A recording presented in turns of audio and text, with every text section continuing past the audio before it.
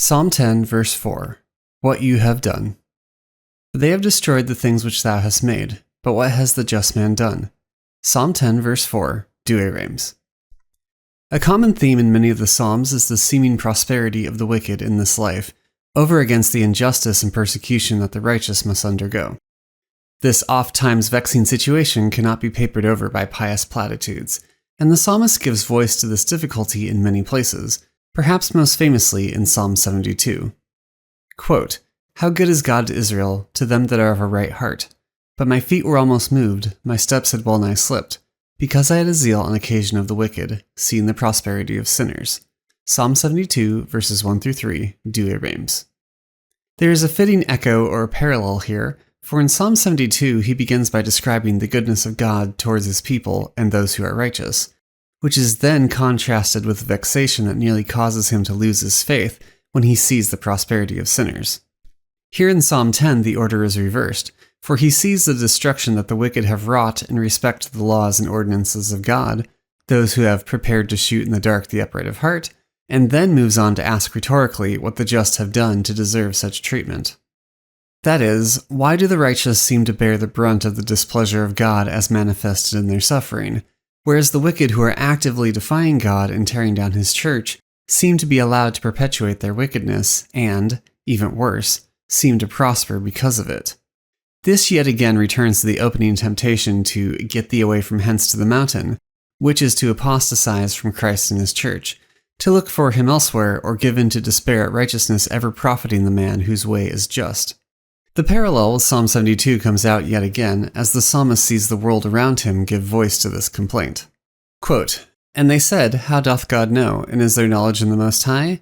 Behold, these are sinners, and yet abounding in the world they have obtained riches. And I said, Then have I in vain justified my heart, and washed my hands among the innocent. And I have been scourged all the day, and my chastisement hath been in the mornings." Psalm 72, verses 12-14, Douay-Rheims. When those around him see the wicked prospering, they begin to ask if God even cares, or if indeed the wicked are truly wicked, since they seem to prosper, and why shouldn't that be taken as a sign of God's approbation? The temptation to get thee away from hence to the mountain comes to the forefront again, as the psalmist asks within himself whether he has in vain justified my heart, and washed my hands among the innocent. It is not that he does not desire innocence or justification, but rather that on the surface of things they seem to profit him nothing. For not only do the wicked seem to prosper, but his only reward seems to be chastisement and scourgings. In other words, the wicked have destroyed the things which thou hast made, but what has the just man done? St. Augustine, as usual, reads this passage Christologically, seeing this passage ultimately having its end in our Lord Jesus Christ. For while the just often suffer in this life, our Lord was perfectly innocent in all his ways and never guilty of any sin, yet suffered at the hands of the wicked and ultimately was put to death. Yet in all these sufferings and affronts he did not retaliate or strike back, nor was he in any way helpless, for he had the power to lay down his life and take it up again. He demonstrated in his own life, and therefore in his own perfect suffering, his obedience to the will of the Father, as St. Paul states. Quote, "Who in the day of his flesh, with a strong cry and tears, offered up prayers and supplications to him that was able to save him from death, was heard for his reverence. And whereas indeed he was the Son of God, he learned obedience by the things which he suffered. And being consummated, he became, to all that obey him, the cause of eternal salvation." Hebrews chapter 5, verses 7-9, Douay-Rheims. St. John Chrysostom remarks that this passage sets forth the wonders of our Lord's condescension in his incarnation. For while in his divine nature he certainly cannot suffer, in union with his human nature in the hypostatic union, he brings to perfection this suffering and obedience, which is both to bring about our salvation and to serve as the exemplar of our own obedience to the will of the Father. Quote, "He learned," he says, "to obey God." Here again he shows how great is the gain of sufferings. And having been made perfect, he says, he became the author of salvation to them that obey him. But if he, being the Son, gained obedience from his sufferings, much more shall we. Do you see how many things he discourses about obedience, that they might be persuaded to it? For it seems to me that they would not be restrained. From the things, he says, which he suffered, he continually learned to obey God, and being made perfect through sufferings. This then is perfection, and by this means must we arrive at perfection. For not only was he himself saved, but became to others also an abundant supply of salvation. For, being made perfect, he became the author of salvation to them that obey him. St. John Chrysostom, Homily 8 on Hebrews. In light of our Lord's sufferings, the psalmist's question here is brought to consummation.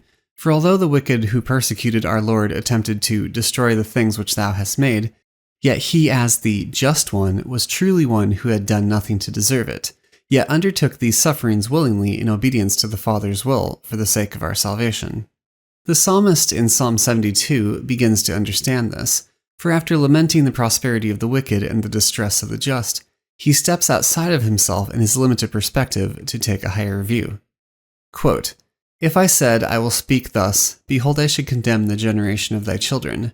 I studied that I might know this thing. It is a labor in my sight, until I go into the sanctuary of God and understand concerning their last ends." Psalm 72, verses 15 through 17, Douay Rheims. When he goes into the sanctuary of God, he begins to see the plight that vexes him in a new light, for he no longer sees things according to the paradigm of this world, or in holding the blessings and goods of this world as the highest good to attain. Instead, he goes into the sanctuary of God, and only there begins to understand. The things of this world immediately take on secondary importance in light of God's presence in the sanctuary, which for the psalmist is a prefiguring of Christ in his church, preeminently his true and substantial presence in the Holy Eucharist. The sacrifice of the Mass is something to which we join the sacrifice of our own lives, and as no student is greater than his master, so in joining ourselves to Christ in his body the Church, we take upon ourselves the same obedience to God's will that he did, willing to undergo suffering in imitation and union with his obedience. St. Paul says that this obedience occurred in that he was Son, and those who have been made adopted sons of God will share in his sufferings as sons, that such might be likewise perfected in them to bring about their salvation. Quote, "And you have forgotten the consolation which speaketh to you as unto children, saying, My son, neglect not the discipline of the Lord, neither be thou wearied whilst thou art rebuked by him. For whom the Lord loveth he chastiseth, and he scourgeth every son whom he receiveth. Persevere under discipline, God dealeth with you as with his sons. For what son is there whom the Father doth not correct? But if you be without chastisement, whereof all are made partakers, then you are bastards, and not sons. Now all chastisement for the present indeed seemeth not to bring with it joy, but sorrow. But afterwards it will yield, to them that are exercised by it, the most peaceable fruit of justice." Hebrews chapter 12, verses 5 through 8, verse 11, Douay Rheims. "For they have destroyed the things which thou hast made, but what has the just man done?" Psalm 10, verse 4, Douay Rheims.